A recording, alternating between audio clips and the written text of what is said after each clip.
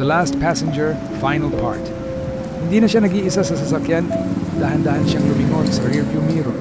Wala pa rin, pero ramdam niya may nakaupo. Pinatay niya ang makina. Tahimik, walang hangin, walang tao. Pero may narinig siya. Tulo ng tubig. Isa, dalawa, tatlo.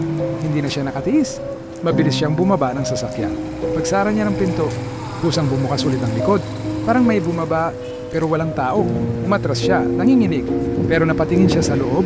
Basang-basa na ang upuan. At may bakas ng paa, palabas ng sasakyan.